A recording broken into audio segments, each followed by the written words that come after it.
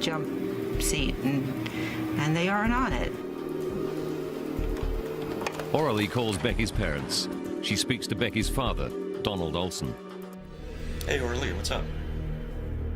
I said, you didn't get a call from Becky that they took a bump ticket, did you? Donald says no. The girls didn't call. And Arlie said, there's been a plane crash. You need to turn on CNN. A 747 aircraft has exploded in midair about 20 miles south of New York's Long Island into the Atlantic Ocean. The families realize Michelle and Becky did get on the flight. Now all they can do is helplessly watch the horrifying scenes.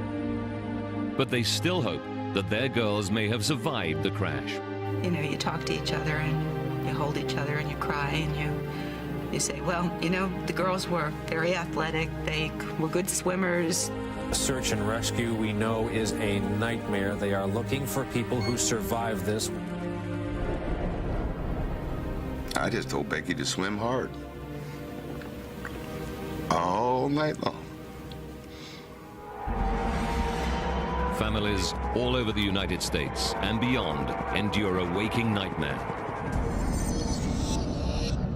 Their only hope that somewhere in the darkened water, their loved ones cling on to life, long enough to be rescued.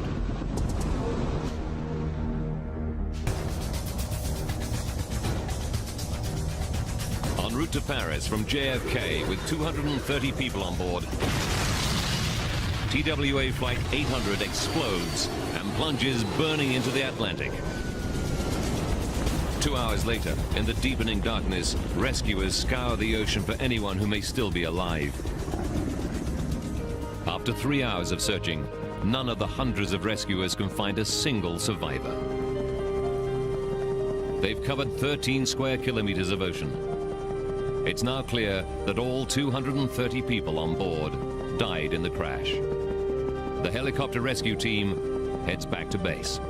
We did our best that night to try and find anyone who could have survived that crash.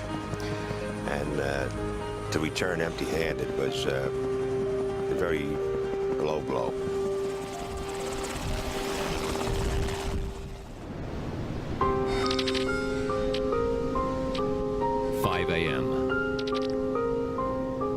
The sun rises on an ocean littered with the remains of Flight 800. Boat crews bring pieces of wreckage to the Coast Guard station at East Mauritius. Rescuers have recovered 73 bodies, but no survivors. Jamie Hurd's father, Jim, realizes that any hope his 29-year-old son made it through alive is gone. It's not a good time in your life. You know, you're just really thinking about one thing. And to me, the one thing was that I was going to go get Jamie and bring him home.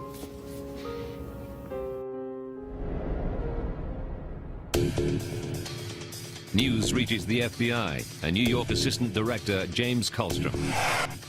Kallstrom immediately suspects the crash is no accident. My gut told me that this was probably an intervention by some criminal, some terrorist. Less than 12 hours after Flight 800 plunged burning into the water, investigators survey the impact site.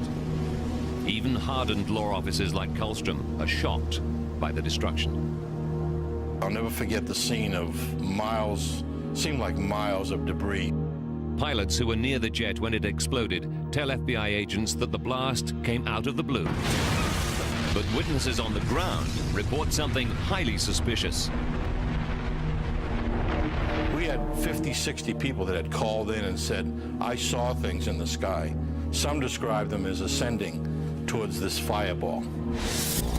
Over time, 258 people tell the FBI they saw something streaking through the sky at the moment the 747 was lost. I followed the streak of light, red-orange in color, moving from my left center to my further left. 2 people even caught an image on camera. One photo shows a mysterious trail in the sky.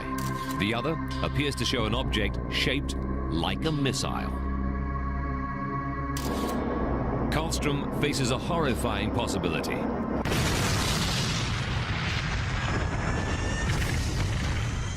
Was Flight 800 shot down by a terrorist missile? Such an attack just a few kilometers off the US mainland would represent a new escalation of the terror threat facing America and the West. The US supplied shoulder-held ground-to-air missile launches to Islamic freedom fighters in Afghanistan. Karlstrom knows that many of these weapons are now in the hands of terrorists determined to strike at America. But the launches only have a range of 8 kilometers. Since Flight 800 came down 13 kilometers from land, a missile of this type could only have been fired from the ocean. So the crime scene became really thousands of square miles of ocean and thousands of square miles of Long Island and New York City Harbor, and it was a massive undertaking. Now, by rewinding the events and going deep into the investigation, we can reveal what really happened to Flight 800. Advanced computer simulation will take us where no camera can go, into the heart of the disaster zone. Agents interview 670 eyewitnesses. They painstakingly check the movements of 20,000 craft in the area. They seize stolen and abandoned boats and run forensic tests on them. But they can't find any promising leads. Then the missile theory takes a new and astonishing turn. Stories and rumors begin to circulate on the internet and in the press. They make an extraordinary allegation that TWA Flight 800 was shot down not by terrorists, but in a terrible accident by the US military.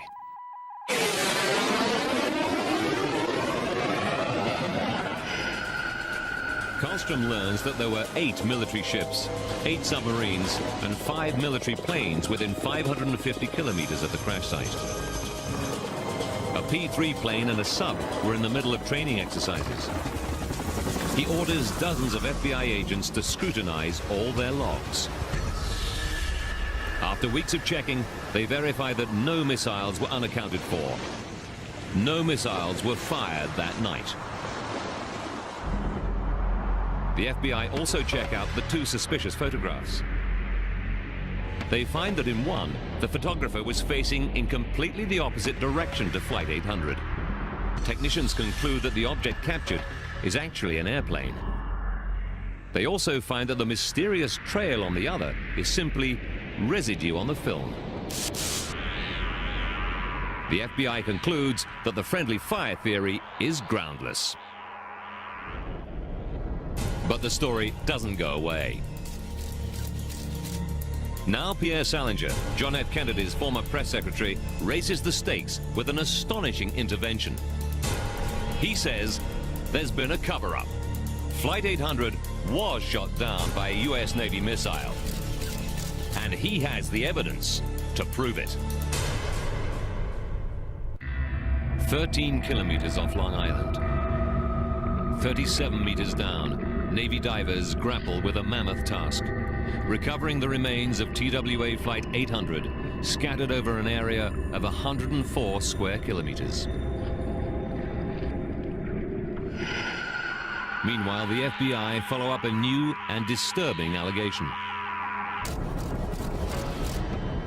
John Kennedy's former press secretary, Pierre Salinger, claims to have evidence that the US Navy shot down Flight 800 by mistake.